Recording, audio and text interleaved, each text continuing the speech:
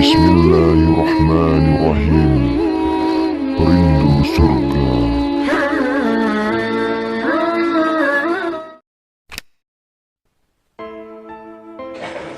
Wa yassir li amri wahlul 'uqdatam min lisani yafqahu qawli.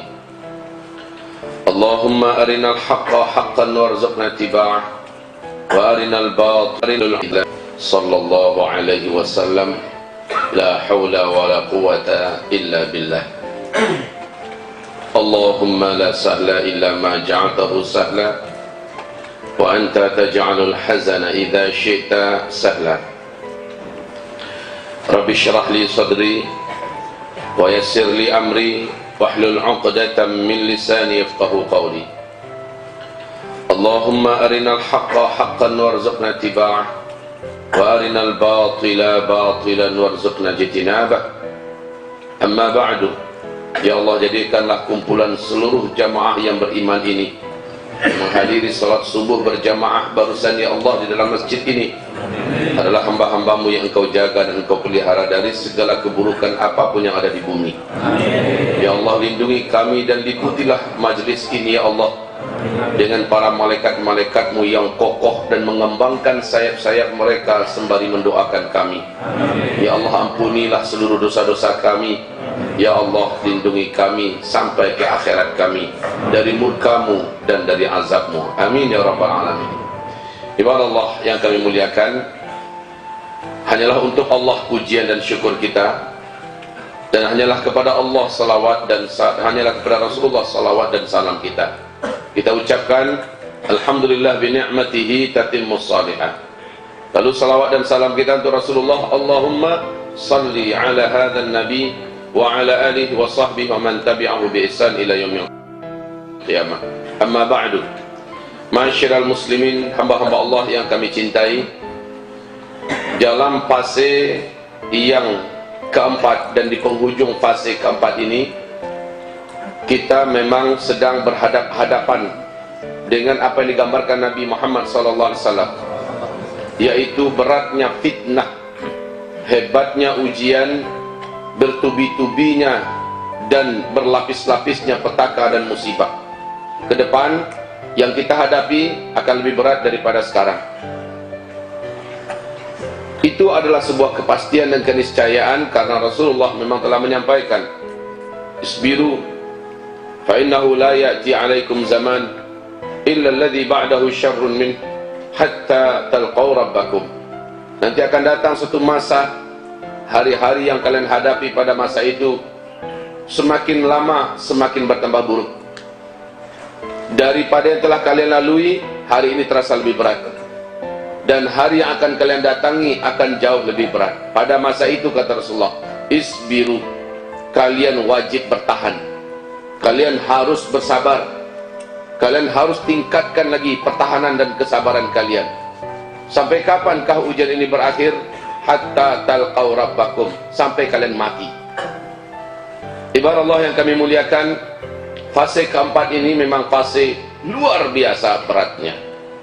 Untuk di sini bukan hanya ekonomi yang hancur, bukan hanya saja pendidikan, moral yang binasa di sini, bukan hanya saja kebudayaan dan peradaban, bukan saja politik, tapi juga sampai kepada karakter dan iman juga akan merontokkan, berjatuhan di sini. Ibarat Allah, fase pertama adalah Nabi memimpin umat Islam. Fase kedua, para khalifah memimpin umat Islam. Fase ketiga, umat Islam dipimpin oleh para khalifah menggunakan sistem kerajaan. Dan di fase ini, Islam memimpin 2/3 dunia. Tapi di fase kita, ini fase keempat, fase di mana Islam memang sedang tidak memimpin dunia. Fase ini fase mulkan jabarian. Penguasa-penguasa yang sedang memimpin dunia adalah penguasa-penguasa bertangan besi. Mereka berciri khaskan, kata Rasulullah, jahat kepada Islam dan menzalimi kaum muslimin di seluruh dunia. Inilah fase kita sekarang. Fase kelima, fase penutup nanti, Islam sudah memimpin kembali seluruh dunia secara total 100%. Seluruh dunia dipimpin oleh Islam dan mewujudkan keadilan, kedamaian seadil-adilnya, sedamai-damainya. Fase kelima bagaikan surga dunia. Dan fase itu pasti datang karena Allah mengumumkannya dalam Al-Quran, surat An-Nur ayat 55, bahwa Islam akan kembali secara pasti memimpin seluruh dunia dengan sistem khilafah ala minhajin nubuwah, kekhalifahan dengan sistem kenabian, dan pusat khilafah itu adalah Baitul Maqdis, Palestina. Demikian janji Allah dan janji Rasulullah sallallahu alaihi wasallam. Nah, untuk kita yang hidup di penghujung fase keempat, apabila ada di antara kita yang meragukan bahwa kita saat ini di akhir zaman, saya ingin mencampakkan dan menghancurkan keraguan itu, Bapak Ibu. Saya ingin datangkan bukti-bukti. Silahkan Bapak Ibu periksa, buka, bacalah, dengarkan baik-baik para alim ulama kita yang berbicara tentang akhir zaman. Bacalah kitab-kitab yang berbicara tentang akhir zaman. Salah satu kitab yang paling saya rekomendasikan, mudah-mudahan ada yang berdagang di luar, judul kitabnya adalah Ensiklopedia Akhir Zaman. Ini ditulis oleh seorang ulama Palestina yang tinggal di Mesir, namanya Syekh Dr. Muhammad Ahmad Al-Mubayyad. Kitab beliau sangat tebal, judulnya Ensiklopedia Akhir Zaman. Lihat di situ, baca di situ, temukan di situ dalil-dalil tentang hadis fitnah akhir zaman. Ada hadis terbaik, ada hadis pilihan yang telah disortir dan disaring. Di sana dijelaskan apa yang digambarkan Rasulullah di akhir zaman, demi Allah terjadi di zaman kita. Mari saya ceritakan ini di fase keempat saja khusus ya. Saya ceritakan satu persatu, tapi dengan ringkas tentunya. Pertama, apabila kalian menyaksikan, kata Rasulullah sallallahu alaihi wasallam, Arab sudah menjadi kaya raya. Sebelumnya Jazirah Arabia sangat miskin, Arab menjadi sangat kaya raya. Lalu mereka berlomba-lomba dan juga menjadi raja-raja, berbangga-bangga, membangun kota-kota yang mewah-mewah dan gedung-gedung tinggi pencakar langit. Apabila zaman itu sudah kalian dapatkan, maka berarti jarak antara kalian dengan kiamat sudah sangat dekat sekali, kata Rasulullah. Yang kedua, Rasulullah SAW mengatakan, apabila huru-hara sudah merata terjadi di mana-mana, khususnya di negeri Arab, maka itu pertanda sudah sangat dekat sekali. Yang ketiga, apabila kalian menyaksikan negeri Syam diobrak-abrik, kaum musliminnya ditimpakan fitnah yang berat. Syam itu Palestina, Suria, Lebanon, Yordania. Bila fitnah telah terjadi di Syam, kalian yang ada di muka bumi takkan ada merasakan lagi kebaikan, kecuali bertambah waktu bertambah makin jelek, bertambah waktu bertambah makin berat keadaan. Dalam hal apa saja, sekali lagi, dalam hal ekonomi, dalam hal politik, dalam hal pendidikan, dalam hal bencana alam, dalam hal budaya, dalam hal kesehatan, segala macamnya, bukan bertambah baik Pak ke depan, bertambah jelek. Saya tidak berlebihan, saya katakan dari 2015 saya sudah sampaikan, lihat saja perkembangan waktu demi waktu, tahun demi waktu, bertambah lama bertambah jelek keadaan kita di bumi ini dalam segala hal. Makanya Nabi menekankan, isbiru, bersabarlah kamu, tambahkan kesabaran kamu, sabar dalam mentaati Allah, sabar dalam menyempurnakan hijrah, sabar dalam totalnya taubat, sabar dalam istiqomah, sabar dalam melakukan kebaikan dan ketakwaan. Sebab hanya orang-orang inilah yang akan ditahan oleh Allah dari segala keburukan yang akan menimpanya. Hanya orang-orang ini akan diluluskan oleh Allah, dijaga oleh Allah dari segala keburukan yang akan menerpanya. Kaum muslimin, hamba-hamba Allah yang kami muliakan. Yang ketiga, yang keempat yang kita saksikan adalah kata Rasulullah SAW, apabila negeri Arab telah dituruni salju. 2009 permulaan itu, daerah Tabuk telah mempertontonkan kepada dunia hadis yang diceritakan oleh Rasulullah kepada Mu'adz bin Jabal. Mu'adz, kalau daerah Tabuk ini sudah bersalju nanti, berarti ubun-ubun engkau dengan kiamat sudah sangat dekat sekali. 2011 Imam Masjidil Haram Syekh Saud Shuraim sudah menyampaikan dalam khutbahnya dengan suara yang lantang tapi bergetar bahwa fenomena salju turun di Arab adalah hadis yang kuat dari Rasulullah sallallahu alaihi wasallam, bahwa pertanda kita sudah sangat dekat sekali dengan kiamat. Kemudian yang kelima, fenomena kelima di akhir zaman yang kita dapatkan, dan ini juga wallahi kaum muslimin tidak dapat dibantah. Apabila negeri pelindung Mekah dan Madinah, di mana itu negeri pelindung Mekah Madinah? Arab Saudi, ya. Apabila negeri pelindung Mekah Madinah sudah jahiliyah para penguasanya dan rakyatnya. Sejak 2016 kita sudah menyaksikan bagaimana liberalisasi terjadi di negeri kerajaan Saudi Arabia oleh Muhammad bin Salman. Seluruh simpul-simpul syariah satu persatu dilepas, satu persatu pintu-pintu dosa dan maksiat pun dibuka selebar-lebarnya. Dan lihat, ketika satu-satunya benteng pertahanan secara Islam sudah tidak lagi mampu mempertahankan Islam secara kafah dan murni, justru pintu-pintu dosa dibuka. Itu adalah pertanda bumi ini tidak akan pernah ada kebaikan lagi. Wahai Bapak Ibu yang kami muliakan, sekarang yang paling saya khawatirkan terjadi, yang paling kami atau kita semua wajib khawatirkan terjadi sudah. Walaupun kita akan nanti berdoa semoga ini tidak berlangsung panjang, tapi kalau sempat berlangsung panjang maka fix di zaman kita ini kita akan menyaksikan petaka-petaka mengerikan. Apa itu kaum muslimin yang kami muliakan? Ini yang paling saya khawatirkan, yaitu kata Rasulullah sallallahu alaihi wasallam, apabila kalian sudah mendatangkan penyanyi-penyanyi, apabila musik-musik sudah kalian cintai, kalian sukai, dan ini dibuat oleh Arab Saudi hari ini, apabila kalian sudah menenggak minuman-minuman memabukkan, barang-barang memabukkan sudah menyebar dan beredar di antara kalian, maka kata Rasulullah sallallahu alaihi wasallam, berbagai macam bencana, gempa-gempa, menyebarnya penyakit-penyakit yang menular, yang tidak bisa diatasi, yang mematikan akan terjadi kepada kalian. Coba lihat sekarang. Saya tidak cerita ini tentang Indonesia ya. Indonesia sudah lama mencintai musik-musik. Indonesia sudah lama menghadirkan penyanyi-penyanyi, pelenggang-lenggok wanita, penari-penari sudah banyak di Indonesia sudah lama. Saya tidak cerita ini tentang Asia Tenggara, tidak cerita ini tentang Eropa, Amerika, karena semua mereka berasal dari sana kejahatan maksiat ini. Tetapi yang saya ceritakan adalah pelindung syariah, simbol syariah, yaitu kerajaan Saudi Arabia.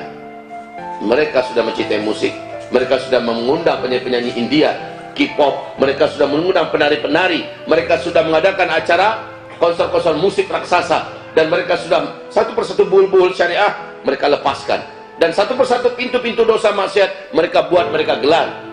Ibarat Allah yang kami muliakan, maka petaka-petaka terjadi, dan betul ternyata terjadi. Wahai Bapak Ibu, sejak Januari, dari akhir Desember 2019, Januari, dan fixnya adalah 23 Januari sampai hari ini, kaum muslimin, virus novel corona baru yang menggerogoti seluruh dunia berawal dari Cina, dari Wuhan. Hari ini kaum muslimin sudah 90 negara yang terinfeksi oleh virus novel corona baru ini, yang diberi gelar namanya oleh WHO dengan COVID-19. Kaum muslimin yang kami muliakan, dan ini berdampak serius. Apa dampaknya? Satu lagi, ini kekhawatiran. Hadis riwayat Ibnu Hibban, hadis riwayat Hakim, hadis riwayat Imam Ahmad, Ad-Dailami, ini terjadi. Hadis ini sahih menurut syarat Bukhari Muslim. Apa kata Rasulullah SAW? Nanti di akhir zaman, dalam suasana itu kalian akan mendapatkan di mana akan tertahan umatku melaksanakan ibadah haji dan umroh. Akan tertahan. Ada tahun-tahun di mana umatku melaksanakan ibadah haji dan umroh. Ya Allah, ya Rabb. Sempat ini nanti akan panjang Pak, hajian orang juga terhalang. Maka saya katakan fix, pada masa kita inilah kita akan menyaksikan petaka-petaka besar, dan darah akan tumpah di mana-mana, perang di mana-mana, dan Imam Mahdi akan muncul di zaman ini, dan Dajjal juga keluar di masa kita. Jika ini hanya sebentar saja, umroh dipersilahkan kembali, haji ternyata tidak terhalang, kita masih lega Pak, alhamdulillah. Tapi kalau sempat ini panjang, Ramadan nanti juga tertahan orang melaksanakan ibadah umroh ke tanah suci, lalu puncaknya nanti haji juga terhalang, maka wallahi inilah tahun-tahun di mana darah akan banyak tumpah di mana-mana, perang akan terjadi di mana-mana, plus musibah-musibah dahsyat merata-rata di seluruh dunia, akan menelan nyawa sebanyak-banyaknya. Kelaparan akan melanda seluruh bumi ini. Kaum muslimin yang kami muliakan, yang terjadi di Cina sekarang ini, apa yang terjadi di Republik Rakyat Tiongkok, di Tiongkok Daratan dan seluruhnya, apa yang terjadi? Kelaparan sudah mulai. Makanan-makanan busuk sudah mulai dikonsumsi karena sudah tidak ada lagi. Hewan ternak mati Pak dalam jumlah yang tak terkira-kira. Di Cina sana mati hewan ternak. Sebab apa matinya? Sebab tuan rumah, orang-orang yang merawat, petani-petani dan peternak, seluruhnya tak boleh keluar rumah. Matilah. Berapa banyak jutanya sapi-sapi yang mati, babi-babi yang mati, anjing-anjing yang mati, kerbau-kerbau yang mati, ayam-ayam yang mati, ternak-ternak, semuanya pada mati, kaum muslimin yang kami muliakan. Makanya dikirim 40 kontainer pembakar bangkai ke Cina. Satu kontainer itu memiliki kapasitas 5 ton dan memiliki kekuatan bakar 800 derajat Celcius. Sehingga ini hanya hitung beberapa menit, hancur sehancur-hancurnya Pak. Dan yang paling mengerikan juga kaum muslimin, tidak cukup hanya gagak dalam jumlah yang sangat banyak menghantui kota-kota di Cina. Tidak cukup dengan belalang-belalang raksasa. Tidak cukup hanya dengan sekarang jutaan hektar tanah-tanah di Cina digerogoti oleh ulat bulu yang merusak hewan, yang merusak perkebunan mereka, pertanian mereka. Ini apa yang akan terjadi kaum muslimin? Petaka demi petaka berlapis-lapis datang. Dan sekarang bukan hanya Cina, mewabah ke negara sebelahnya, ke negeri tetangga, dan akan menjadi kelaparan yang akan mensifatkan kelaparan global. Dan ini sekali lagi akan menyebabkan hadis Sahih Bukhari dan Muslim terwujud. Apa kata Nabi? Pada akhirnya nanti di akhir zaman menjelang kiamat, tetangga tega mendatangi tetangganya karena lapar, karena perut yang sangat tersiksa kelaparannya, dia bunuh tetangganya yang dulu adalah sahabatnya demi memperebutkan sepotong roti dari tetangganya. Ini puncak mengerikan Pak. Saya tak tahu macam mana Bapak Ibu akan bertahan. Kita tinggal di tengah kota, ya, yang kota tersebut kita nggak tahu tetangga kita ini orang beriman atau tidak. Hanya orang beriman yang tak berani membunuh tetangganya sendiri. Hanya orang beriman yang akan melindungi dirinya, keluarganya dan tetangganya. Makanya di akhir zaman, apa yang ditawarkan Nabi dulu, kita mulai mempersiapkan kampung-kampung akhir zaman. Tapi ini jangan dibisniskan pula. Persiapkan kampung-kampung akhir zaman, di mana yang boleh mengisi kampung-kampung itu hanyalah orang-orang beriman, orang-orang yang takut kepada Allah, orang-orang soleh. Sebab Dajjal ketika lepas dia hanya akan mendatangi kota-kota sambil membawa gunungan makanan, menawarkan makanan bagi siapa yang mau. Syaratnya sembah dia. Samping dia mampu mengatraksikan kemampuan-kemampuan yang tidak ada teknologi bumi ini yang bisa melakukannya. Dia menunjuk ke langit yang sudah lama tak berawan, tak lama menurunkan hujan, maka dia pun menurunkan hujan. Dia tunjuk ke arah bumi, bumi-bumi yang sudah tandus karena kemarau yang panjang, kelaparan yang dahsyat, maka hujan pun turun di sana. Bumi tersebut menjadi subur langsung seperti disulap Pak. Rumput-rumput tumbuh, hewan ternak yang sudah menjadi tulang belulang kembali berbungkus daging, dan bangkitlah hewan itu sambil mengeluarkan suara mereka masing-masing. Lalu Dajjal mengatakan, "Saya Tuhan kalian." Bahkan Dajjal menunjuk ke arah kuburan, di mana orang-orang dikubur di sana dibangkitkannya. Kata Rasulullah, semua yang bangkit itu adalah setan-setan yang menjelma dalam wujud manusia yang dulu meninggal dan dikuburkan di sana. Bukanlah orang-orang yang betul-betul sudah mati yang dibangkitkannya, tapi setan-setan yang menjelma dalam wujud manusia. Lalu Dajjal mengklaim dirinya adalah Tuhan. 2/3 manusia nanti akan menyembah Dajjal, dan tanda-tanda kemunculan Dajjal itu di Palestina sudah terjadi Pak. 3. Hadis Sahih Muslim dari Fatimah binti Qais sudah terjadi. Susutnya Danau Tiberias, sudah tidak mengeluarkan air lagi satu tetes pun. Dan hampir 3 tahun ini, satu tetes pun sudah tidak mengeluarkan lagi air di mata air Sugar, juga di Palestina. Dan yang ketiga adalah kebun kurma di Baisan sudah mengalami kerusakan parah, dan buahnya juga sudah hampir-hampir saja tidak lagi berbuah. Dan kaum muslimin yang kami muliakan, ini adalah indikasi bahwa Dajjal itu sebentar lagi akan keluar. Dajjal inilah fitnah terbesar di alam semesta Pak. Sejak bumi ini ciptakan, Adam ada, sampai hari kiamat. Ma baina khalqi Adam ila qiyamis sa'ah fitnah akbar minad Dajjal. Sejak Adam Allah ciptakan sampai nanti hari kiamat, tidak ada fitnah yang melebihi fitnahnya Dajjal. Jadi virus corona lewat Pak. Bencana-bencana alam yang paling hebat dan mengerikan lewat. Kelaparan yang ada di mana-mana di muka bumi, pembunuhan, pembantaian, perang dan perang lewat dibandingkan Dajjal. Maka Dajjal lah puncak di seluruh fitnah itu. Jadi Dajjal ini saking buruknya beliau, menjelang kedatangannya saja sudah membawa berbagai macam bencana yang mengerikan di muka bumi, Pak. Apalagi sosoknya muncul. Saya agak memiripkan Dajjal itu dengan asteroid. Saya agak memiripkan Dajjal itu dengan meteor di ruang angkasa. Umpamanya ini meteor dan ini bumi kita. Ini bumi kita, ini meteor. Seandainya meteor ini melesat, Pak, nggak usah kena bumi, nggak usah, cukup mendekati bumi. Meteor ini garis diameternya 1 atau 2 kilo saja umpamanya, mendekati bumi. Semakin dia dekat ke bumi, maka semakin banyak petaka yang terjadi di bumi. Ya, apabila dia langsung bersinggungan dengan atmosfer bumi kita, maka seluruh sinyal yang ada di kawasan akan mati. Cuaca akan mengalami perubahan ekstrim, air laut akan mengamuk, bumi akan gempa di mana-mana, mungkin gunung-gunung akan meletus, Pak. Padahal itu baru bersinggungan dengan atmosfer. Bagaimana kalau dia menghantam langsung? Dan di akhir zaman hantaman ini akan terjadi, kata Nabi. Rasulullah bersabda, fi hadhil ummah khasfun. Sedangkan mendekat saja sudah berbahaya buat bumi, bagaimana dia langsung menghantam bumi? Tapi Nabi berkata, fi hadhil ummah khasfun wa maskhun wa qadfun. Qala rajulun minal muslimin, wa mata dzaka ya Rasulullah? Qal idza dhaharatil qainat wal ma'azif wasyuribatil khumur. Apabila nanti di akhir zaman, kata Rasulullah, kalian semua akan menyaksikan, akan mengalami banyaknya terjadi hantaman meteor menabrak bumi, hujan meteor, qadfun wa maskhun fi hadhil khasfun. Khasfun itu apa? Banyak nanti negeri-negeri yang tenggelam.